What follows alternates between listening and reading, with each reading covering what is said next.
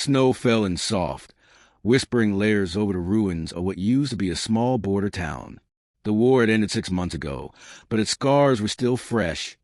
Blackened vehicles, half-collapsed houses, and silence where laughter once lived. Inside one of the few intact shelters, a little boy named Eli Ward sat by the cracked window, watching the white flakes drift. He was 5, small, round-faced, and wrapped in a blanket much too big for him. It was the only thing he owned that still smelled faintly of home. His mother had sewn his name into one corner before she disappeared during the evacuation. That blanket was warmth. It was safety. It was her. Outside, the wind howled. Somewhere beyond the ridge, machines from the war still smoldered. People said the aliens, Varens they were called, had started it, though no one really knew anymore. All Eli knew was that the grown-ups whispered the word alien like it was poison. That night, when the generator failed and the cold began creeping into the cracks of the shelter, Eli heard a sound. Thin, shivering, not quite human. At first he thought it was a stray animal, but when he peered out through the broken glass, he saw them. 2 small figures huddled beneath a fallen street lamp. Their skin shimmered faintly, like moonlight on water. They were thin, frail, wrapped in nothing but torn silver fabric.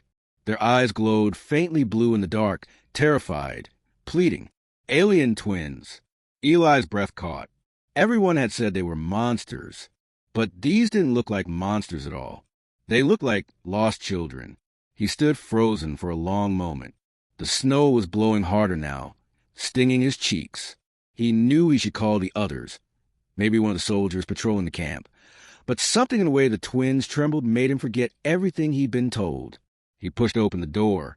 The cold bit deep into his skin as he trudged through the snow, dragging his blanket with him like a cape.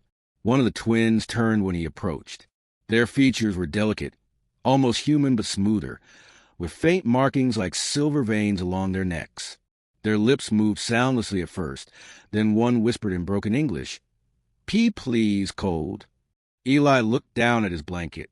His fingers clutched the fabric, torn and frayed at the edges. He hesitated. His mother's voice echoed in his head. "Always share, Eli, even when it's hard." He swallowed, then took the blanket off his shoulders. "Here," he said simply. He wrapped it around the nearest twin. The alien flinched at first, then melted into it, eyes fluttering closed as the warmth spread. The other watched in silence, wide-eyed. Eli's teeth chattered. You can have it. My mom said it helps." For a moment, nothing happened. Then both aliens leaned close, their hands trembling as they touched the edges of the blanket. One whispered a sound that wasn't any human word, but it felt like thank you. They looked at him, really looked, and Eli saw not monsters, but children like him, afraid, alone. He smiled, small and uncertain. "You can stay in the shelter. It's not warm, but better than outside." The twins exchanged a glance, then nodded. Together, they followed him inside. By morning, the snow had buried the world outside. The generator flickered weakly back to life, and the air filled with the smell of burning wire. Eli woke up between the 2 aliens, both of them curled close to him, sharing body heat. Their skin gave off a soft, natural warmth, like sunlight filtered through water. When he opened his eyes, one of them, smaller, with a faint scar on her cheek, was watching him.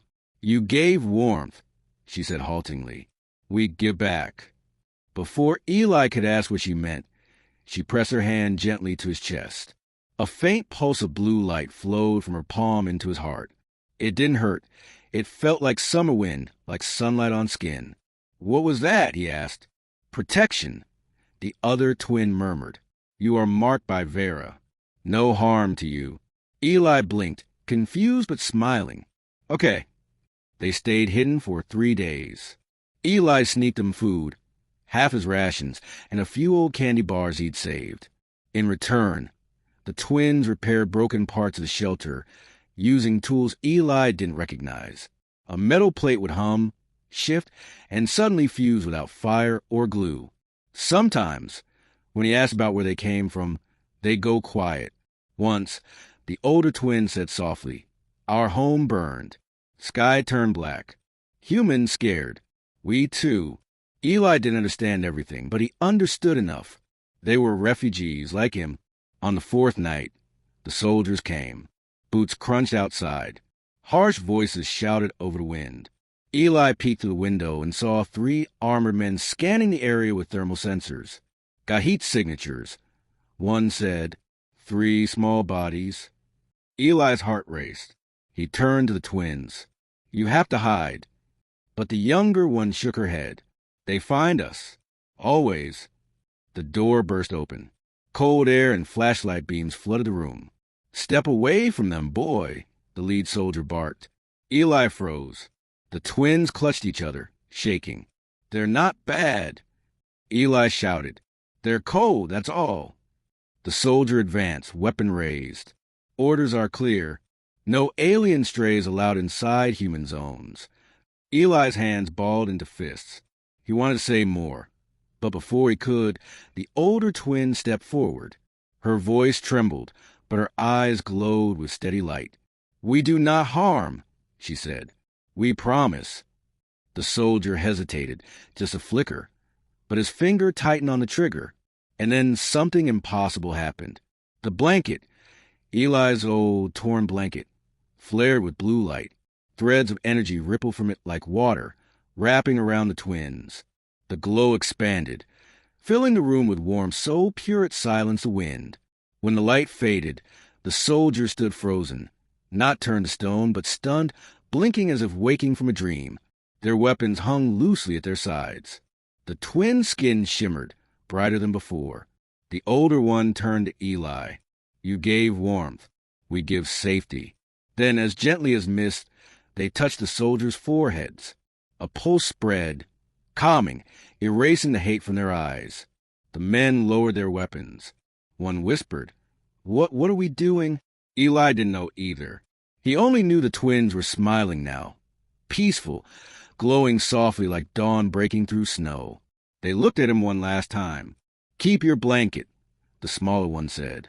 She folded it, now whole again, no longer torn or faded. The stitch name Eli shone in blue thread. It remembers kindness.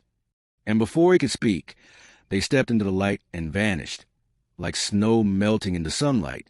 When the soldiers came fully to their senses, they remembered only fragments, a child, a storm, and a strange feeling of warmth.